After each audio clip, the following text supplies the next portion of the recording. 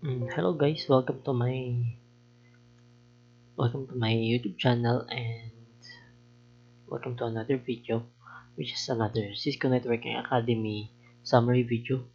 So this time we're going on with the chapter 6, which is the network layer. For the chapter 6, we have 5 parts, which is the network layer protocols, routing, routers, configuring Cisco router, and summary. So networking layer protocols. Network layer or OSI layer 3 provides services to allow end devices to exchange data across the network. To accomplish this end-to-end transport, the network layer uses 4 basic processes: addressing end devices, encapsulation, routing, and the encapsulating. So the network layer in the OSI layer, it, it enables the end devices to be able to exchange data across the network that has been used. So having having to accomplish this end-to-end transport uses basic processes, and it addresses the end devices with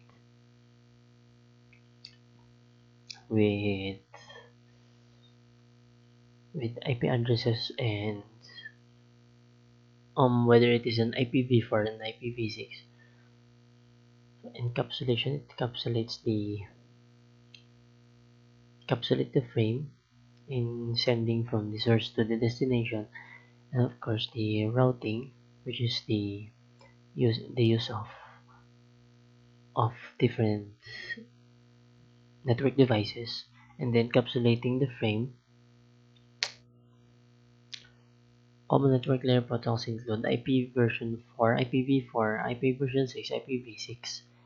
Legacy network layer protocols include Novel Inter-Network Packet Exchange or IPX, Apple Talk, and Connectionless Network Service, or the CLNS or DECnet.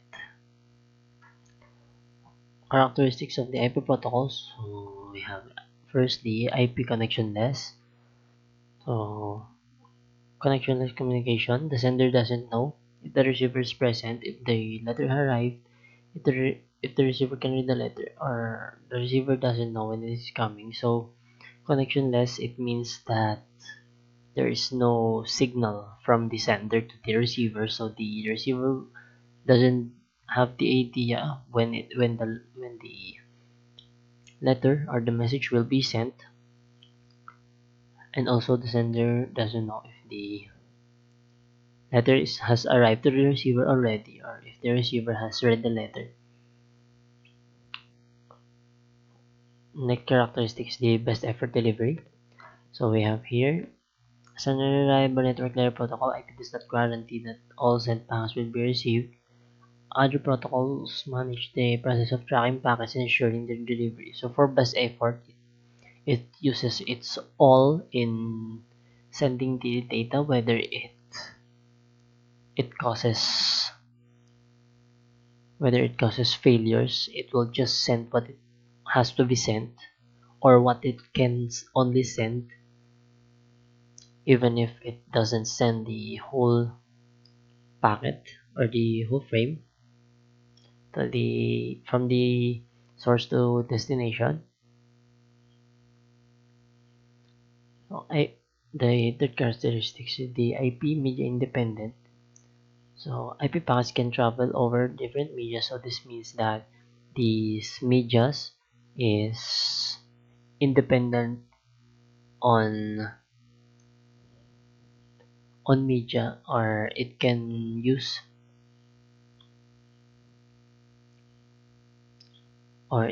various types of media.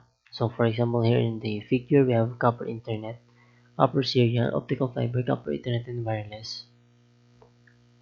And we have these 3 packets to be sent from one side to another. It can travel over different media, different other types.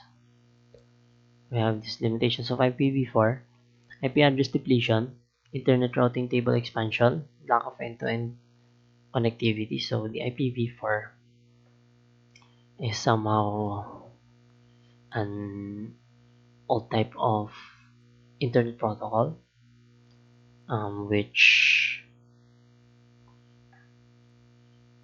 has the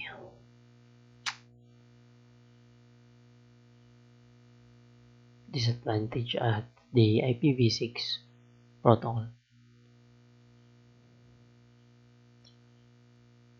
So here introducing IPv6. So IPv6 has increased address space, improved packet handling, eliminates the need for network address translation, integrated security, 4 billion IPv4 addresses, 340 undecillion IPv6 addresses, so that's so many. So 6.2 routing. We have the host packet forwarding decision. So in the figure, the router says that the IP address of the R1 interface is the default gateway address for PC1 and PC2. So this router 1 is the default gateway for these two, which is the switches connection is up to here. So once you set a default gateway from the switch to the R1, then it will automatically be able to transmit from PC1 to PC2. So default gateway hosts must maintain their own local routing table to ensure that network layer packets are directed to the correct destination network. The local table of the host typically contains their connection, local network route, and local default route. So the default gateway, as I said, this is used as the default gateway for the end devices from the switch into the router.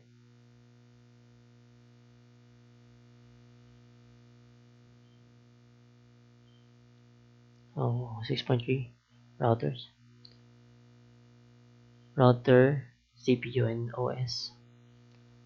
So router memory, we have here in the memory the RAM, ROM, and VRAM and flash. Volatile, non-volatile. The RAM is volatile and the stores is running iOS, running configuration file, IP routing, and RPA packet buffer. So for ROM, non-volatile, bottom instructions, basic diagnostic software, limited iOS. NVRAM, non-volatile, start configuration file, flash, non-volatile, iOS, and other system files. Inside the router, we have first we have the power supply, which is this big one. Shield for WIC, which is this plastic casing here. And for the fan, we have the number 3 here. SD RAM. Yeah, for number 4, this one. These chips. 5 for the NVRAM, the small one. And 6 CPU for the small one also. Advanced integration module, or the number 7.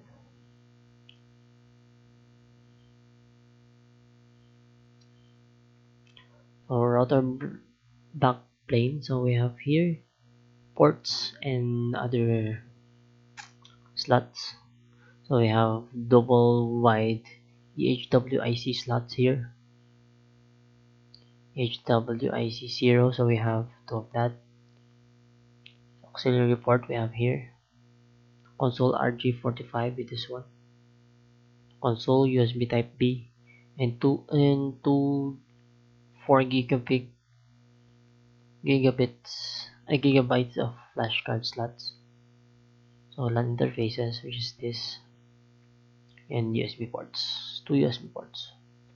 Connecting to a router, we need the one interface, auxiliary port, LAN interfaces, the console RG45, and the console USB type B. So LAN and WAN interfaces, we have the serial interfaces and the LAN interfaces. Cisco IOS, so this is the router bootup. Cisco IOS operational details vary on depending internet working devices, depending on the device's purpose and feature set. However, Cisco IOS for routers provides the following: addressing, interfaces, routing, security, QoS, and resources management.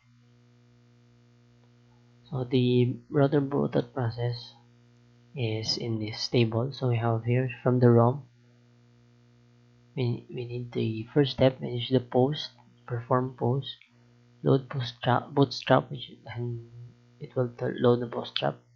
So from the flash, we will end the FTP server to the Cisco network operating system and locate the loading operating system. So for the NB RAM TFTP server in the console, we have the configuration. So it will locate and load the configuration file and enter the setup mode. So this after this it will then be set up and get started with its services. So 6.5 configuration Cisco router configuration steps. So we have here the boxes. The first box, enable to go to the privilege exec mode and configure terminal for the global configuration mode, and it will change the host name to R1. So it changed to R1. Of course, this in the next box, enable secret class, so it will encrypt the password for the privilege exec mode. And the line console, if that is set, then it will have the password for the configuration terminal or the global configuration mode, the line console and the line BTY. And the service password encryption is used for encrypting some of the clear text passwords. This can be made from like this and also this one. So here you can do some shortcut commands, and of course you can set up a banner and you can save configuration with the copy running config startup config. And for LAN interfaces, we have here the same, but then in the LAN we have the configure terminal and interface gigabit ethernet. So this will require the IP address and the subnet mask and also the activation of the interfaces. Of course, here you type in exit, and from 0 to 0, then you'll configure both of the LAN interfaces, which is the G00 and the G01 to the two switches. So same process as here, the R2. Of course, you will activate interface, no shut. Verify interface, so show IP interface brief, so it will show the IP address, the statuses if it is activated.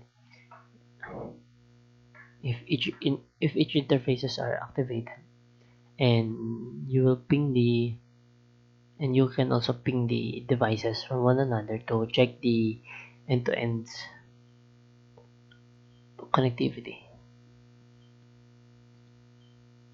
So summary, in this chapter you learned the network layer or OSI layer 3 provides services to allow end devices to exchange data across the network. The network layer uses four basic processes: IP addressing for end devices, encapsulation, routing, and encapsulation. The internet is largely based on IPv4, which is still the most widely used network layer protocol. An IPv4 packet contains the IP header and the payload.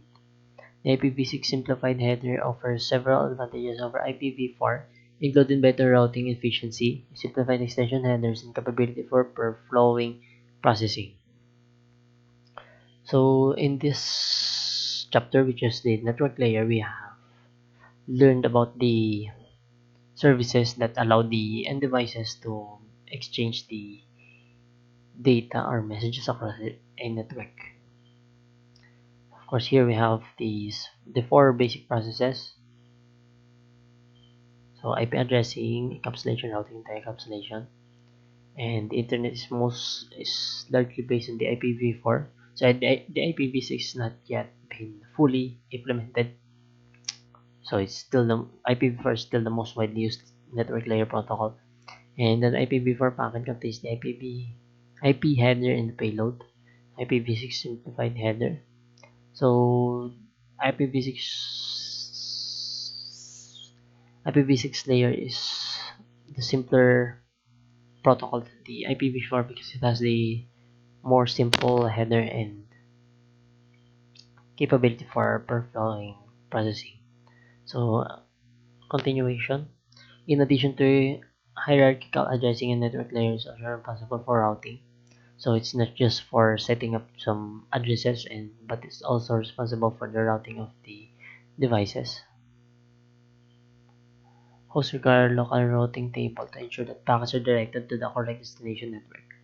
The local default route is the route to the default gateway. The default gateway is the IP address in the router interface connected to the local network.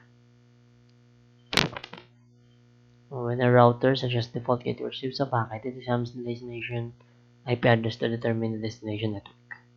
The routing table of the router stores information about directly connected routes and remote routes to IP networks. If the network has an entry in its routing table for the destination network, the router forwards the packet. If no routing entry exists, the router may forward the packet to its own default route. If one is configured, or it will drop the packet. Routing table entries can be configured manually on each router to provide static routing, and the routers may communicate route information dynamically between each other using a routing protocol. For routers to be reachable, the router interface must be configured. And that's it for the chapter 6 summary. So I hope you enjoyed this video and stay tuned for more videos to come. And thank you for watching and goodbye.